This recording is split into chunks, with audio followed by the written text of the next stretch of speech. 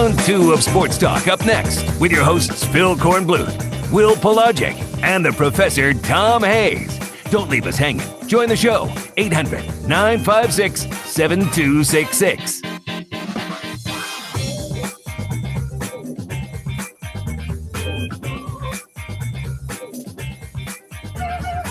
All right, welcome back into Sports Talk, everybody. South Carolina Radio Network. Off and running in Brooklyn they are. Virginia hits a quick 3, take 3-0 lead on Clemson. We'll get updates from Will Pelagic throughout the first half of the ball game as we go back and forth between here and Brooklyn. Tennessee up on Mississippi State early, 5-4 in that one. In just a moment, George Bryan III, some birdies and bogeys around South Carolina, will join us. Let me give you some recruiting before we get to George. He always likes to hear recruiting before he talks golf.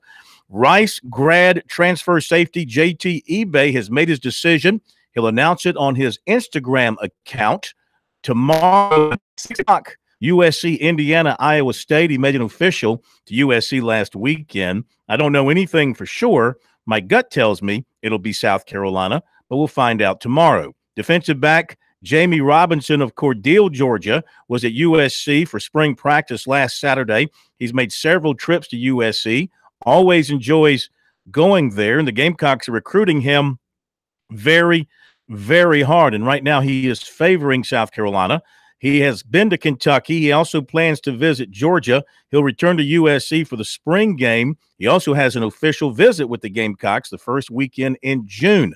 Michigan, Kentucky, Georgia, Florida State, and Florida also high up on his list. Linebacker Keith McGuire, Malvern, Pennsylvania, was at Clemson last weekend. Clemson, Notre Dame, Ohio State, Alabama, Baylor, West Virginia, Boston College, Maryland, Northwestern are some of his offers, and he's checked out several of those schools already.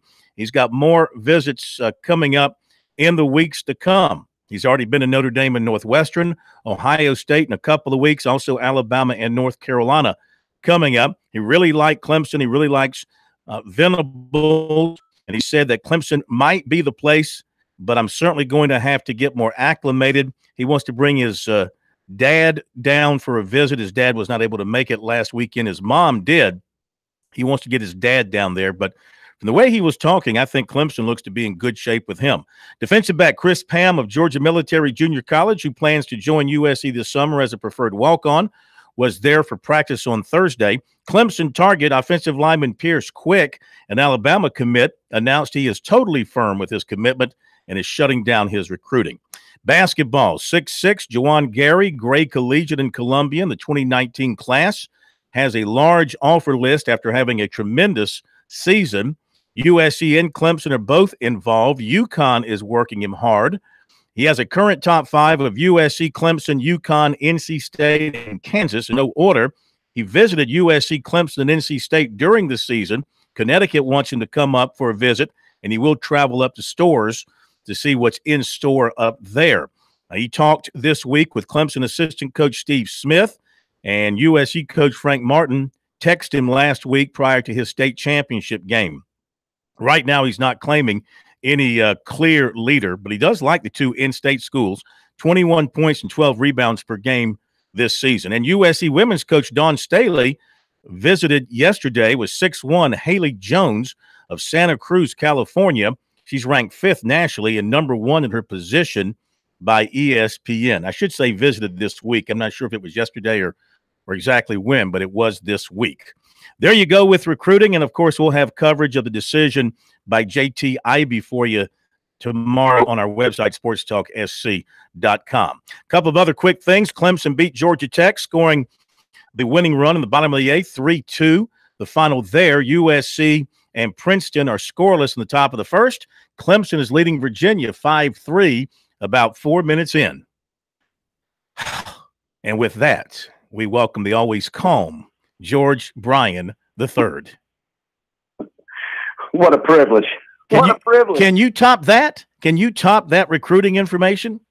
I can't, and I'll tell you what, it made me, as I listened to it, and I love listening to it, we talked years ago, starting 30 years ago, 25 years ago for sure, about a couple of players on the leaderboard this week on the tour, and like Bill Haas. We were talking. He was one of the first ones, if you remember. Charles Warren was really probably the first that you and I had a lot of talk about. Mm-hmm. Bill Haas, and they were recruited, went on to Wake Forest and Clemson, and then Lucas Glover, Jonathan Byrd.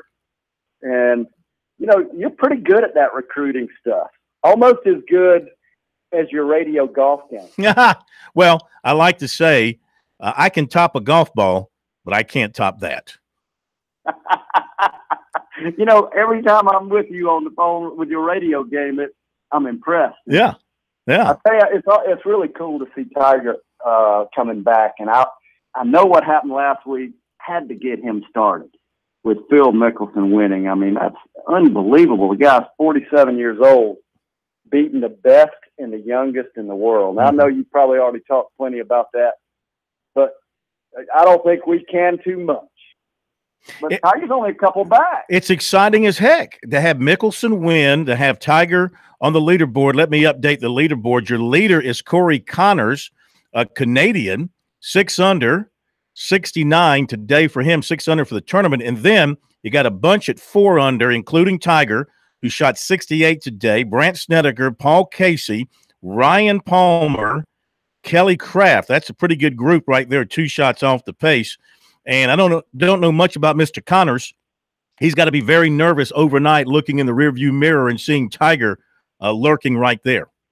One thing's for sure, too, that golf course is a great test. It's fun, it's hard, and the best player always wins there. Mm-hmm. And it'll be a lot of fun watching the weekend. And hey, Lucas Glover is sitting in. Anybody making the cut on the PGA Tour is in contention, and Lucas is sitting at even par, just 6 back. Scott Brown, former USC Aiken standout All-Americans at +1, and Ben Martin is at +2, I think, from Clemson. I tell you, these are all those guys I just mentioned were all on the SCJGA rankings you and I spoke a lot about, and congratulations to Trent Phillips. He's number 1 on the boys' side. On the girls' side, Grayson Burgess. So, hey, Phil, I know you hit it really good, but do you feel the need for speed? I seek speed. And you want to hit that golf ball solid and mashed. I do. You got a magic formula? I do. It's called the Laginator. It's the Swing Balance Laginator. It's called the what? The what? The Swing Balance Laginator. Laginator. It's a tool that Rob Thames designed, developed, and I partnered with him. And it's designed to increase feel. It's a cool device. You got to go to Tsunami Bar Sports. That's Tsunami with a TSU, TsunamiBarSports.com to find the answers. So, hey, that's a tool you can grab and use at night before you go warm up. A little bit will take you a long way because it hinges on vestibular training. That's what you hear, Phil. Mm-hmm. So speaking of, I sent you that email, and are we going to play golf tomorrow? You know what? I would love to. If they cancel the baseball games tomorrow. I'd love to get out there on the links, but we're going to do it soon because I want to check out this. What's it called again? Laginator. Laginator. Laginator. What we need to hit it long is lag, Phil, and you need some lag for your bag, so you hit that ball nice and long. Well, explain in about 20 seconds. Explain what you mean by the lag theory there. So your hands will need to lead the club head. So the club head is lagging behind the ball. The better lag, the more lag that your hands are, the club head is behind the ball, the more spring. It's a spring-like effect. Mm-hmm. So it's so that ball, when you have good lag and good timing, you get the spring benefit. So, hey, until next week. See them high, but shoot them low, Phil. You got it, my friend. Thank you. We'll talk more about that. We appreciate it. George Bryan III. Yes, Bill Haas is in at -1. William McGurt's at -1. Lucas Glover is even. Scott Brown is +1. Sam Saunders is +3. Ben Martin is +2. They all make the cut. Jordan Spieth, Rory McIlroy, they do not make the cut down there in Florida. Be right back.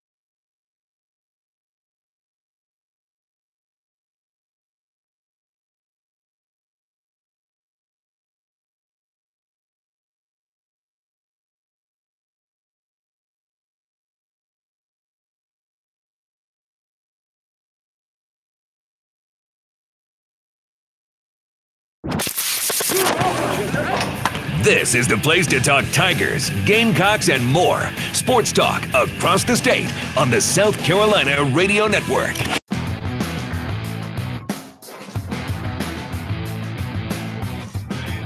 Welcome back to Sports Talk on South Carolina Radio Network.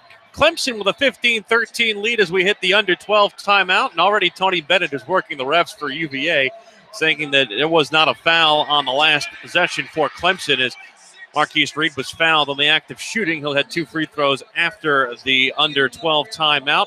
Clemson led by the 5 of Shelton Mitchell, 3 apiece from David Scar and Gabe DeVoe. 2 quick turnovers, though, for DeVoe in the early going. Same for Elijah Thomas, who also has 2 turnovers, 4 for Clemson altogether in the opening 8.5 minutes of play. They have led to a couple of points off the turnovers from Virginia, who was led by the 4 of Devin Hall. 15-13 early going. Clemson 6 of 9 shooting to start and looking a lot better than they were in their last half against the Cavaliers, Corn. Indeed, they are. They've practically scored about half as many points in this first few minutes as they scored the entire game against Virginia last time. What is the atmosphere like? I mean, it looks great on television. Did many Tiger fans find their way up there, or do we have a case where it's mostly Duke and North Carolina fans just sort of sitting back and like they're at the movies, just taking it in until the main event for them happens? Of the 4 teams represented here, Corn, I would say Clemson is least represented of those 4. You will see a lot of both of those shades of blue and a lot of orange, but it is not solid orange, Clemson orange.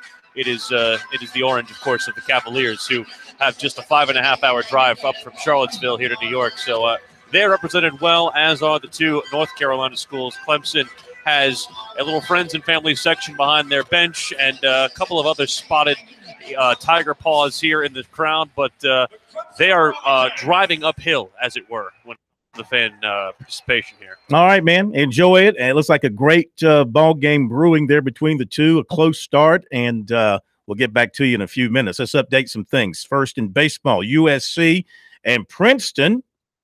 It's 1-1, bottom of the first. Obviously, Princeton scored in the first.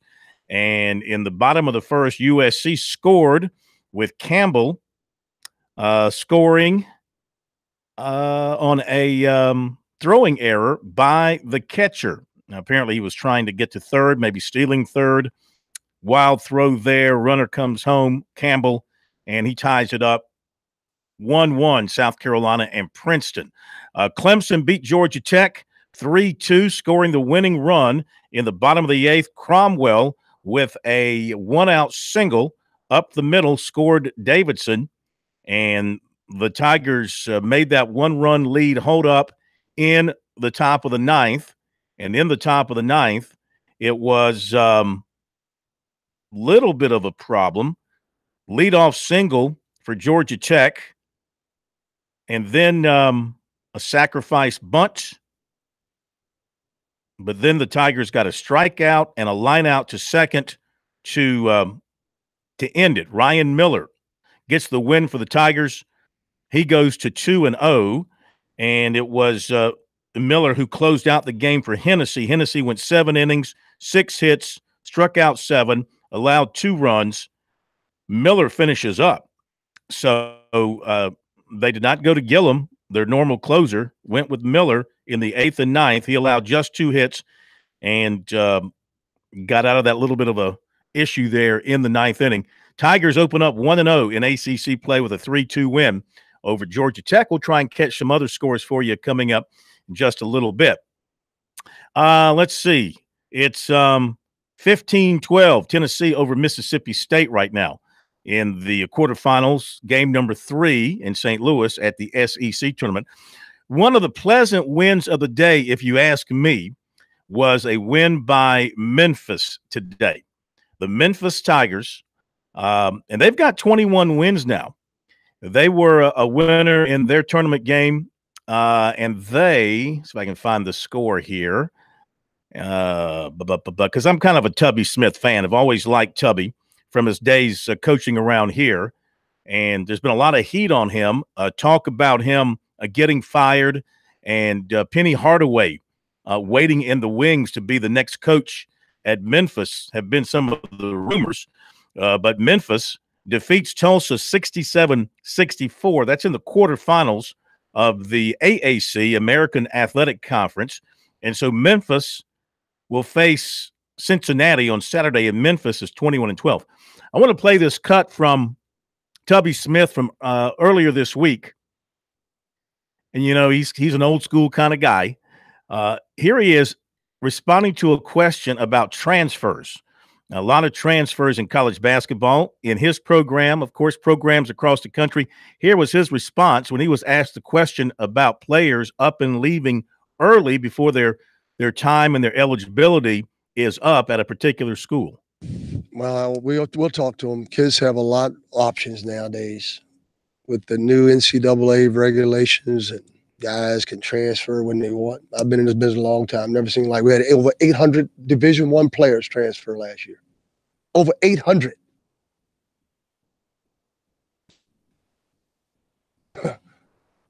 Come on. Teach them how to quit. That's what we're doing. Things not going well, let's quit. I remember calling my dad when I was a freshman, High Point College. Dad, I'm people not treating, you know, I'm this and that. I'm unhappy here. I don't, you know, I was one but two blacks in the whole school. Dad, he said, son, somebody do something to you now. You're still getting your scholarship, aren't you? They still feeding you. They still housing you. You're still getting education. I said, yes, sir. So you can't come home. Your bed's been taken. This is 1968, 69. But you can join the Army. Best thing he ever said to me. So that's who I am. And so when I see this, and you ask about Max, exit, yeah, it is what it is. Somebody need to tell them that, hey, you made a commitment. Stick to it. But it doesn't happen that way. They got a lot of people in there. That's the way life is. Those are the distractions, the noise. If you can just put that in a box and keep the noise away like I do, it's the only way you can survive and advance in anything. Because you're going to have your naysayers. You're going to have your, doubters. I mean, that's always. Coach don't like me. This doesn't happen. That doesn't happen. That's the way it is. But, it's just, and most people, hopefully they're better off when they do make a move. We wish them the best. If any of them do leave, we're going to be the first one to thank them for their service and wish them the best. Old school, baby. Old school. Gotta love it. Gotta love it. And good luck, Tubby. I hope you can knock off Cincinnati and quiet the people there in Memphis. Part of the problem with the situation in Memphis is, of course, they've done some shenanigan-like things there over the years, as you might know, with the program there in Memphis. They've had their problems, but they've had a lot of success, and they've always packed the pyramid where they play their games there in Memphis. But now they're not drawing well. I think their average attendance was about 6,000 or so a game this past season, or this season, and that's that goes back on the head coach. He's making a ton of money, obviously. And there's a lot of pressure on him. A lot of people are expecting him to get the axe. I hope not. I like Tubby Smith. Tubby Smith, as far as I can tell, in everything he's done in college basketball, whether it was head coach at Kentucky or before that, let's see, I think it was VCU, of course, an assistant at USC. He's had success everywhere he's been, and he's always done it the right way. No shortcuts by him that I can recall. No NCAA questions or anything like that. So you like a guy like that to get a chance to build something. And look, 21 wins. I don't even understand why we're having this discussion, why it's even being talked about. But again, I haven't broken down their season. I mean, I don't know how many of those wins are against bad teams and that sort of thing. But just on the surface, I would hope that he would get that opportunity to stay there at Memphis. Clemson looking good so far, looking good. 20-15 over Virginia, 7:13 to play. The Tigers perhaps are going to score as many points in this half, and they scored the entire game up in Charlottesville, shooting 50%. Mitchell has 7 for the Tigers, DeVoe 5, Reed 1. So that's not bad, but those three need to really pick it up. We'll get a further update from Will up in Brooklyn in a moment.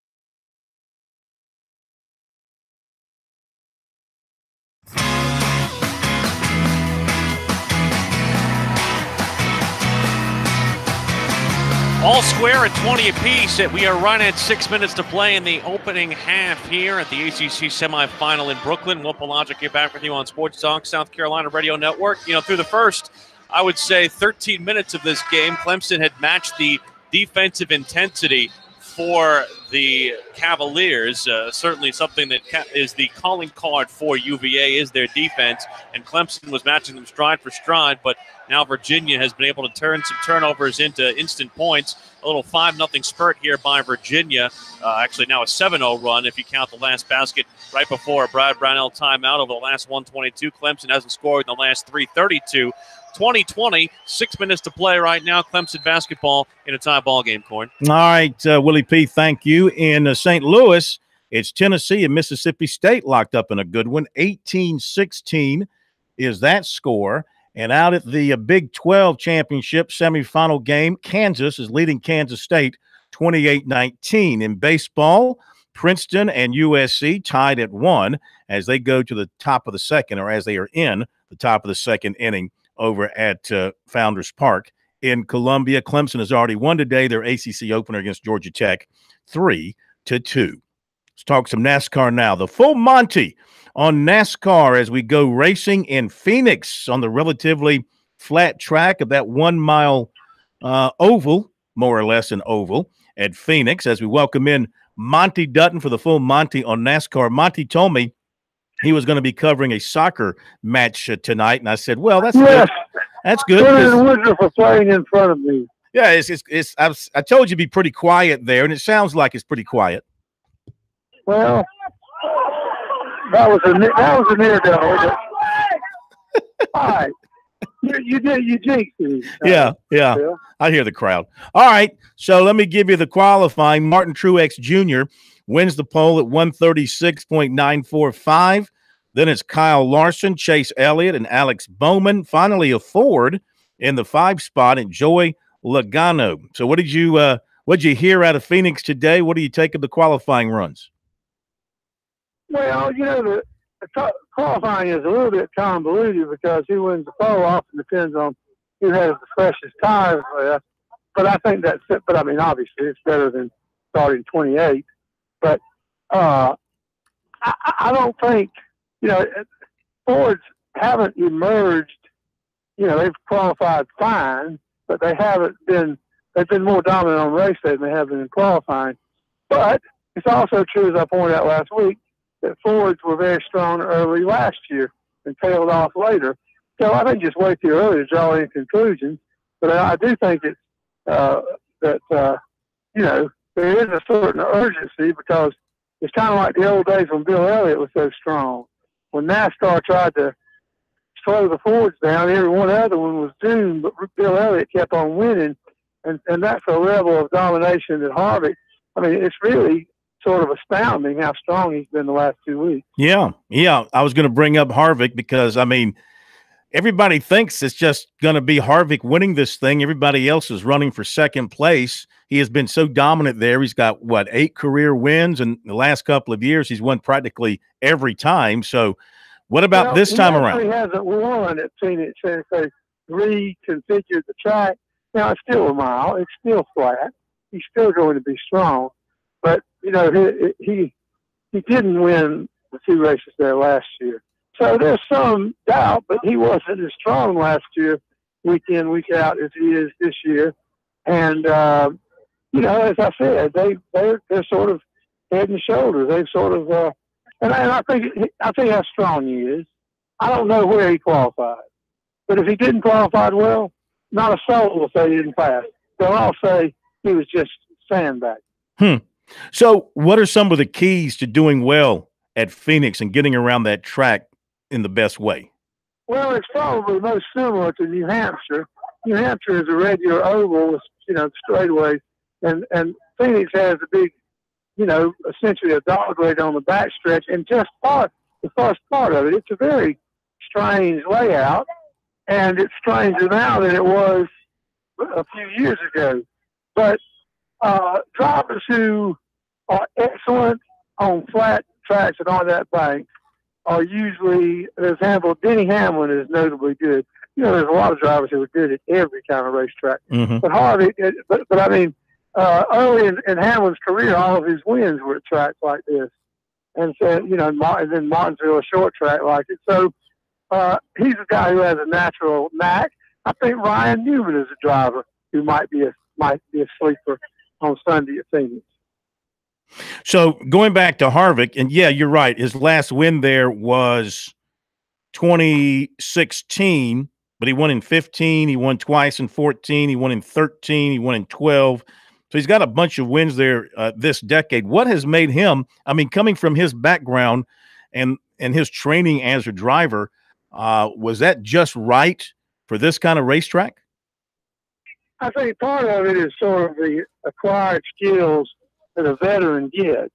Just like 2 weeks ago in Atlanta, Harvick seems to be the only person who can go fast and not wear out his tires by hugging the bottom of the track in Atlanta. That's something that, people that just don't have the experience, they all think there must be something, mystical about something they're doing to the car. But sometimes it's just the fact that certain drivers have a knack for saving tires on abrasive surfaces. So Harvick is a West Coast driver who puts a lot of effort into winning in the West, and he is, he's probably. I have a theory that the drivers who are above 40 and don't start to lose it are the ones who stay active. And I think it's opposite. The prevailing view is that if you're 21 years old, you should run the trucks on Friday and the Xfinity on Saturday. I think that the drivers who stay strong, like Mark Martin, are the guys who they combat the erosion of their skills by driving a lot, by racing a lot. This week, Harvick won his 100th race in the 3 Touring Series. Mm-hmm. And so I really do. I mean, this is a long-held belief of mine. And older drivers who don't go out and ever race those other races, they jump up and down and deny that's the case. But one of the things you'll find about race drivers is when a guy gets up in age, he'll swear and get angry that he's as good as he ever was. And then a year after he retired, he'll say, I stayed too long. And so I think, I really do, I've always believed that the drivers whose skills fall off when they get up in their 40s are the drivers who don't stay active. And as I said, Mark Martin was a great example. Harry Gant was a great example. Bobby Allison, until he got hurt, was a great example. And today the drivers don't need the money like they once did.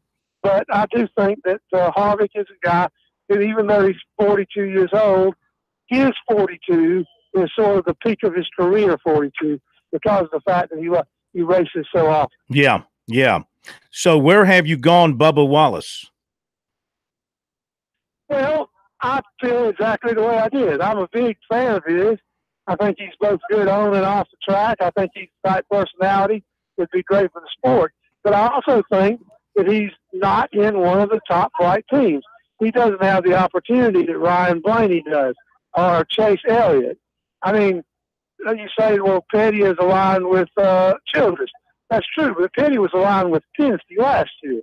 And so I think his team has to improve. I believe he might well slip up and win a race.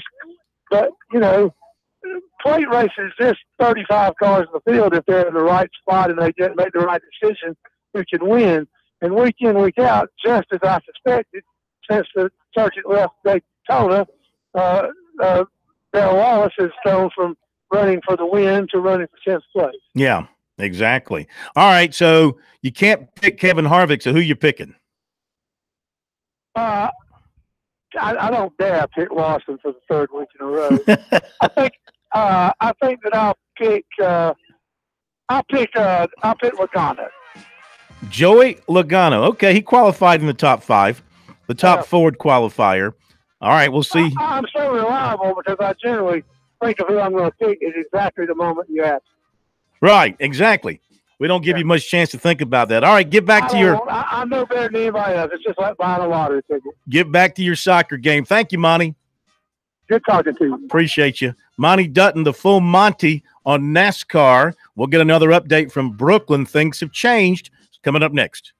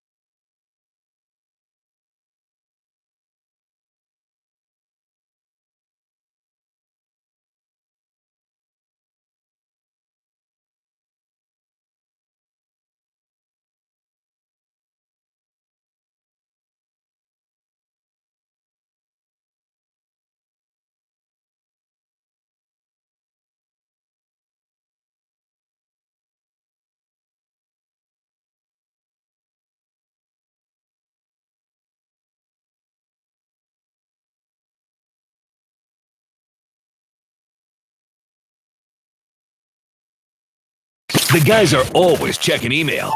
Send your comments or questions to talkback@sportstalksc.com.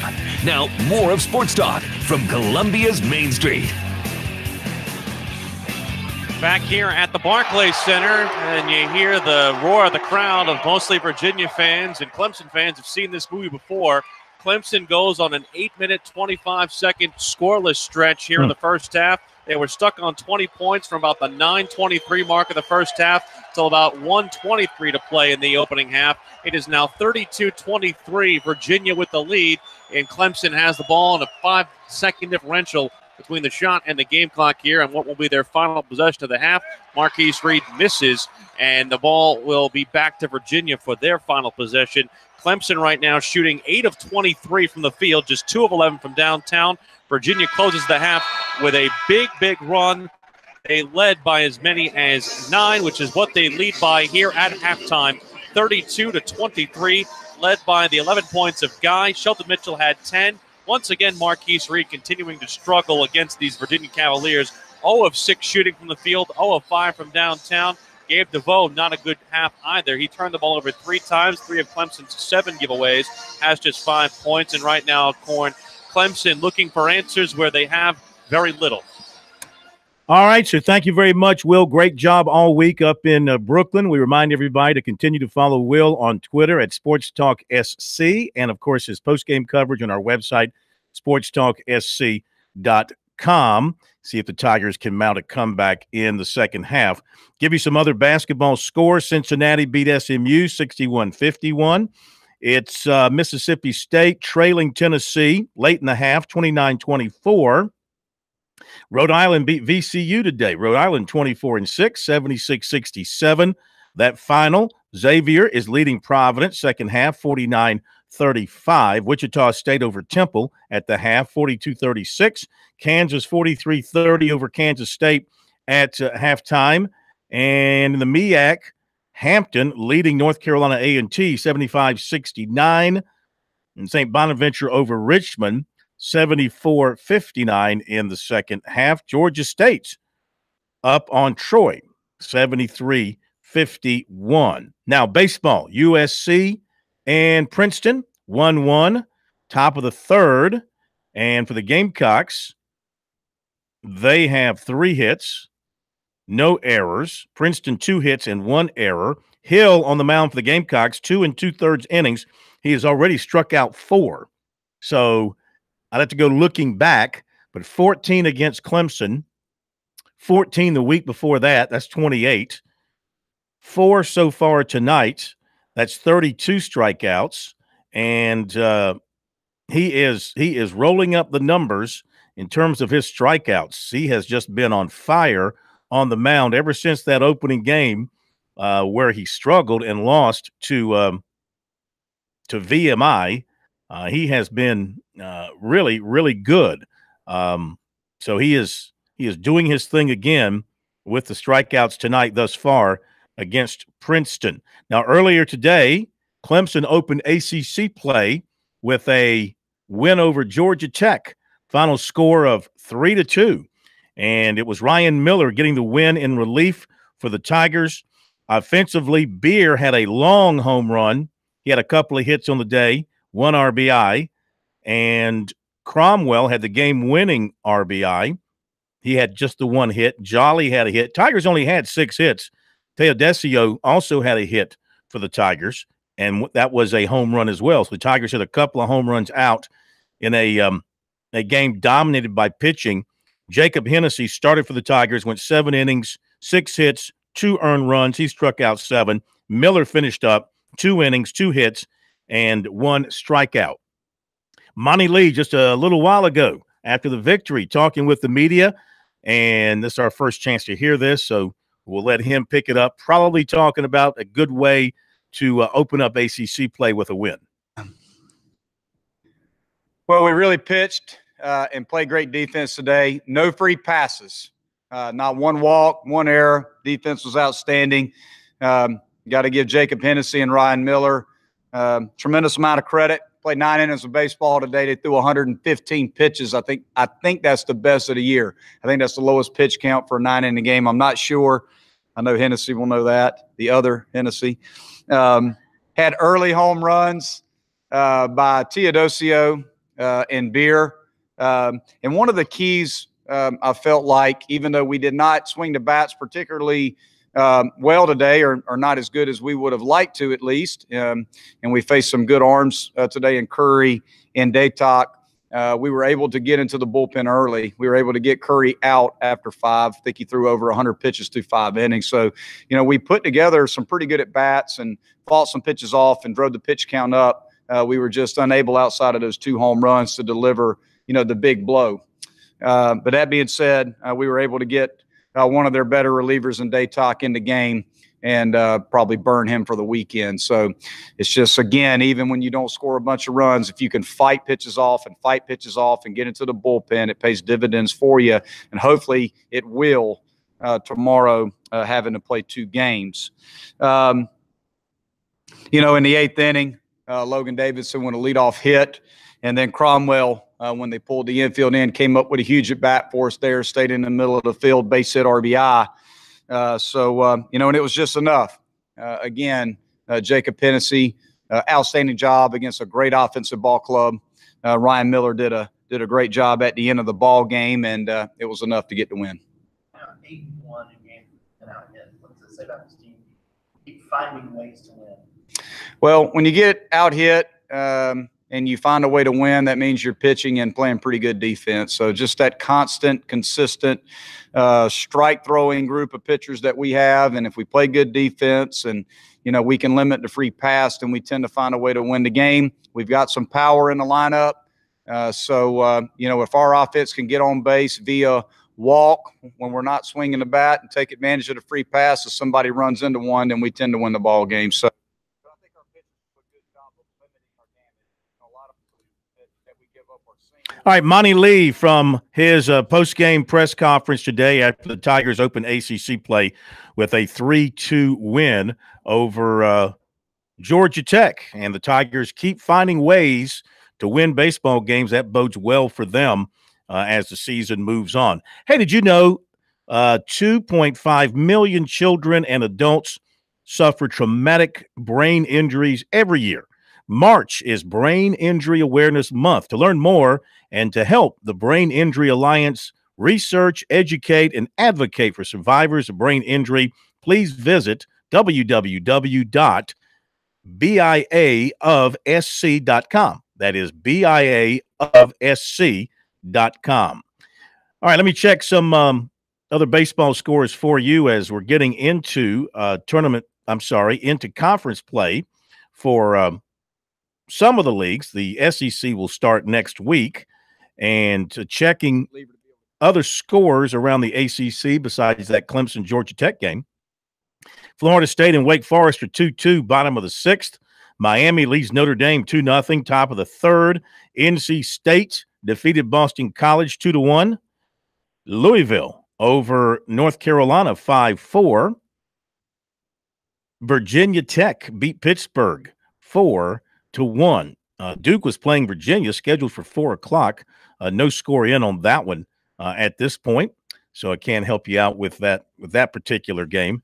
And see if I can get you some other scores here real quick before we have to say goodbye to you. Got to adjust my scoreboard here real quick. I hate it when I have to fill time on the air, but that's what you have to do sometimes, especially when you're by yourself. Let's see. In the Southern Conference today, Connecticut leading the Citadel 2-0. It's in the 6th.